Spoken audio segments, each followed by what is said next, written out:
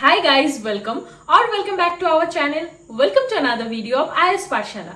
আজকের ভিডিওটা হতে চলেছে IELTS রাইটিং নিয়ে। আমি আস্তে আস্তে IELTS রাইটিং নিয়ে প্রত্যেকটা সেগমেন্ট কভার করার চেষ্টা করব। এর আগে IELTS রাইটিং এর বেসিক একটা ভিডিও আমি শেয়ার করেছিলাম এবং গ্রামাটিক্যাল প্রিপারেশন নিয়ে আমি সেকেন্ড ভিডিওটা শেয়ার করেছিলাম। আর আজকের ভিডিওটা হতে চলেছে IELTS এর ডুজ অ্যান্ড ডোন্টস নিয়ে। মানে IELTS এক্সামে রাইটিং টাস্কে আমরা কি করব এবং কি করব না, কি করলে আমাদের নাম্বার কম আসতে পারে এবং কি করলে আমাদের স্কোরটা আরো ভালো আসবে বা কোনগুলো করা আমাদের জন্য অ্যালাউড, সেটাই আমরা আজকের ভিডিওতে জেনে নিই। Without further ado let's dive into deeper. প্রথমেই আসি IELTS রাইটিং টাস্ক লেখার সময় আমরা কি করব না। ফার্স্ট থিং যেটা আমরা একদমই করব না সেটা হচ্ছে ডু নট আন্ডারলাইন এনিথিং। মানে আমাদের এক্সামে রাইটিং টাস্ক টু লেখার সময় কোনো কিছু আন্ডারলাইন করা যাবে না। We are not allowed to do so. The second thing is do not use any sort of bullet points or any sort of points, star marks. Do not do that. If you want to highlight something, you are not allowed to highlight something. So don't try to highlight anything. মানে এক্সামে কোনো কিছু highlight করার জন্য bullet point বা এমন কিছু use করা যাবে না। The next thing is do not use any sort of contractions. Means you can't use like can't, don't. You have to write that cannot, do not. You can't use can't, don't like that. Okay, next thing যেটা আমরা IELTS writing এ করব না সেটা হচ্ছে do not complete your essay in one single paragraph. মানে আমরা জানি IELTS writing task 2 লিখতে গেলে বা 1 লিখতে গেলে আমাদের 4টে প্যারাগ্রাফের মধ্যে আমাদেরকে লেখাটা শেষ করতে হয়। তো কেউ একদমই যেটা করবে না সেটা হচ্ছে একটা প্যারাগ্রাফে সমস্ত আনসারগুলো লিখে ফেলা। সেরকম করলে তোমাদের আনসারটা যেমন অগোছালো হবে প্লাস এক্সামিনারের কাছেও ইনঅ্যাট্রাকটিভ মনে হবে জিনিসটা। তো সেই জন্য স্ট্রাকচার ডেভেলপমেন্টের জন্য তোমার নাম্বারটা কাটা যেতে পারে। সো ডোন্ট কমপ্লিট ইউর এসে ইন ওয়ান প্যারাগ্রাফ। 4টে প্যারাগ্রাফে ভাগ করতে হবে এবং কিভাবে ইন ডিটেলস স্ট্রাকচার নিয়ে আমরা পরবর্তী ভিডিওতে আলোচনা করব, যেখানে IELTS এসে কিভাবে আমরা স্ট্রাকচার করব সেটা আমি ডিটেলসে আলোচনা করব। So what we will not do, we will not complete our essay in one single paragraph. The next thing what we will not do in IELTS writing task 2, that is don't go off topic. For example, যদি তোমাকে একটা particular জিনিস নিয়ে question করা হয়, ধরো তোমার topic এসেছে এডুকেশন, সো তুমি এডুকেশন নিয়ে কথা বলবে। অফ টপিক বা এডুকেশন থেকে বেরিয়ে গিয়ে অন্য কোনো টপিক নিয়ে তুমি কথা বলবে না। যদি তুমি আউট অফ টপিক কনভারসেশন করো দেন সেক্ষেত্রে তোমার মার্ক কাটার একটা চান্স থাকবে। Next thing which is really important, that is do not use any sort of informal language. তার মানে আমরা IELTS রাইটিং টাস্ক 2 বা অন যেটা লিখবো সেটা একদম কমপ্লিট একটা ফর্মাল এসে হবে। কোনো রকম ইনফর্মাল ল্যাঙ্গুয়েজ আমরা ইউজ করতে পারবো না। ইনফর্মাল ল্যাঙ্গুয়েজ মিনস আমরা যেমন কিডস, জেনজি, এই সমস্ত কথাগুলো যেগুলো আমরা সোশ্যাল মিডিয়ায় ইউজ করি বা কোনো ফ্রেন্ডের সাথে কনভারসেশনে ইউজ করি, সেই সমস্ত কথা আমরা ইউজ করব না। আমরা কোন ধরনের কথা ইউজ করবো? আমরা ফর্মাল কনভারসেশন বা ফর্মাল এসে লেখার চেষ্টা করব। ফর্মাল এসের একটা এক্সাম্পল হলো আমরা অফিসে যদি কোনো অ্যাপ্লিকেশন দিই বা আমাদের স্কুলের হেড স্যারকে যদি কোনো রকম অ্যাপ্লিকেশন লেটার লিখি, যে ল্যাঙ্গুয়েজটা ইউজ করে this is called formal language. বা ইন্টারভিউ টেবিলে আমরা যে ওয়েতে কনভারসেশন করি ইন্টারভিউয়ের সাথে, this is called formal language. এটা হচ্ছে অফিসিয়াল ল্যাঙ্গুয়েজে আমাদেরকে রাইটিং এসেটা লিখতে হবে। আমরা কোনো রকম ক্লিশে ওয়ার্ড ইউজ করব না। The next point which is really important সেটা হচ্ছে আমরা IELTS রাইটিং টাস্ক 2 লেখার সময় কোনো রকম ইডিএম ইউজ করতে পারবো না। ইডিএম ইউজ করলে আমাদের স্কোর কাটা যাবে, কেননা ইডিএম একটা ইনফর্মাল ওয়ে অফ স্পিকিং। এটা আমরা IELTS রাইটিং টাস্ক 2 এ লেখার জন্য অ্যালাউড নয়। So don't use any short of EDMs in IELTS writing task 2। Next thing যেটা আমাদের রাইটিং টাস্ক 2 এ আমরা লিখবো না সেটা হচ্ছে do not right any short of proverbs or quotation marks.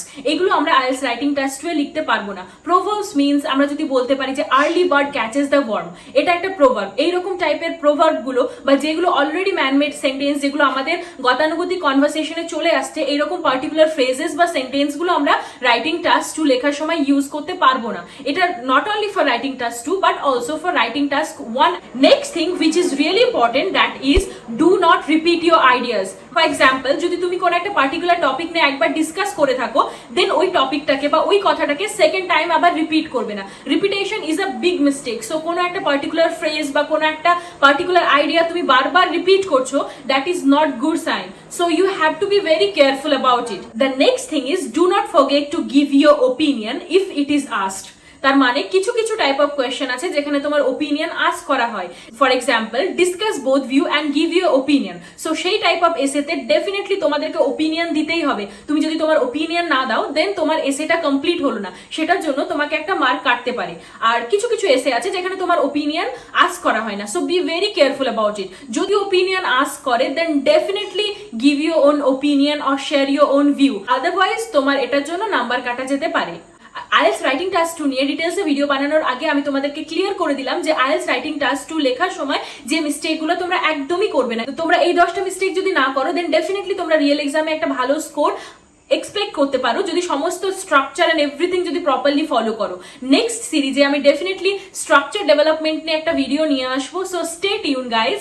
এবার আমরা জেনে নিই আইএলটিএস রাইটিং টাস্ক 2 এ আমরা কি কি করব, যেগুলো করলে আমাদের স্কোরটা আরো ভালো আসবে। তো ফার্স্ট থিং যেটা আমরা করব সেটা হচ্ছে রাইট অ্যাটলিস্ট 250 ওয়ার্ডস, মানে আমাদেরকে মিনিমাম 250টা ওয়ার্ড লিখতেই হবে, না হলে ডেফিনেটলি আমরা একটা ভালো স্কোর পাবো না। কেননা আমাদের ওখানে ওয়ার্ড লিমিটেশন দেওয়া আছে, 250টা ওয়ার্ডের কম যদি আমরা লিখি সেক্ষেত্রে যত ভালোই আমরা এসে লিখি না কেন সেখানে ওরা আমাদেরকে টাস্ক অ্যাচিভমেন্টে কম নাম্বার দেবে।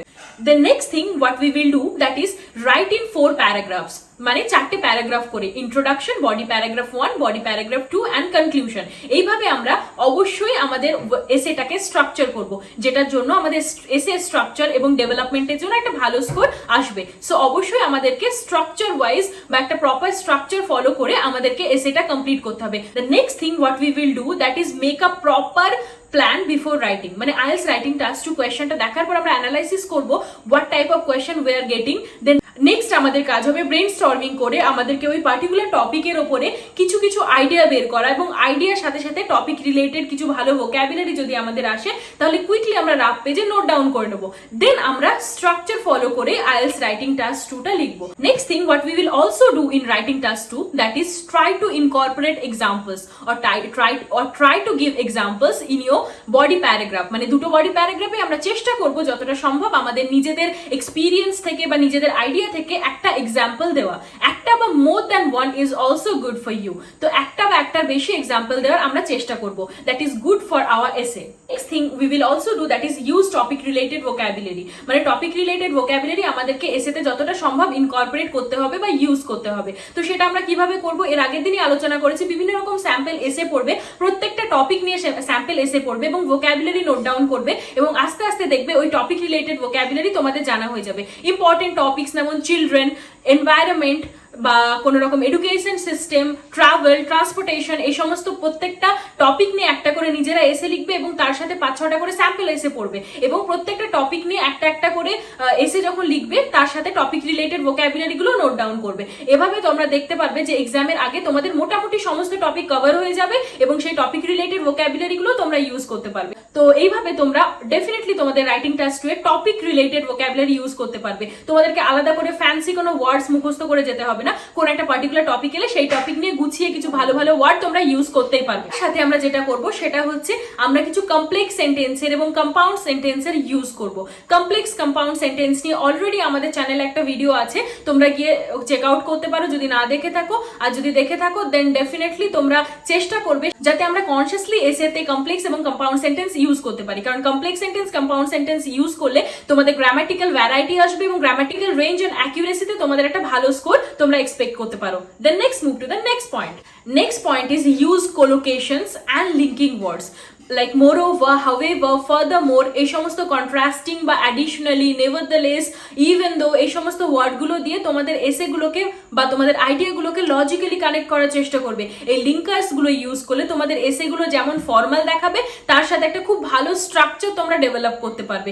অবশ্যই তোমরা তোমাদের এসেতে লিঙ্কিং ওয়ার্ডগুলো ইনকর্পোরেট করার চেষ্টা করবে। Next point, try to right clearly and logically. তার মানে আমাদের আইডিয়াগুলো লজিক্যালি ফ্লো করবে। একটা আইডিয়ার সাথে অবশ্যই নেক্সট আইডিয়া কানেক্ট থাকতে হবে। কোন একটা ব্রড স্টেটমেন্ট দিলে সেটাকে তোমাকে সাপোর্টিং স্টেটমেন্টের মাধ্যমে প্রুভ করতে হবে যে that's why you are saying something. মানে একটা আইডিয়া যদি তুমি দাও দেন তোমাকে ডেফিনেটলি সেটাকে জাস্টিফাই করার জন্য সেকেন্ড আইডিয়া দিয়ে ক্লিয়ারলি দুটো আইডিয়াকে কানেক্ট করতে হবে। এই মোরওভার, হাউএভার, অ্যাডিশনালি, এই সমস্ত কথাগুলো বা লিঙ্কার্স গুলো ইউজ করে আমরা খুব সহজে 2-3টে আইডিয়াকে একসাথে জুড়ে দিতে পারি। So how we will do that, we will discuss this in next video. Next point আমরা যেটা করবো সেটা হচ্ছে আমরা প্রুফ রিডিং করবো।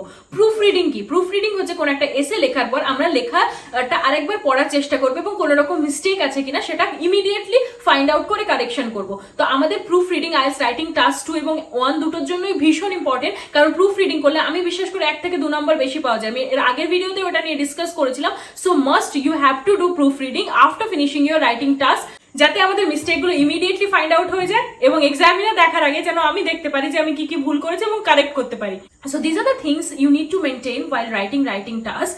আর আশা করি আজকের ভিডিওটা তোমাদের জন্য ইনফরমেটিভ ছিল। যদি কিছু ভালো লেগে থাকে please do like, share, comment, এবং যদি তোমাদের মনে হয় কোনো মেটেরিয়ালসের দরকার আছে then definitely join to our telegram channel and we will be happy to help you guys.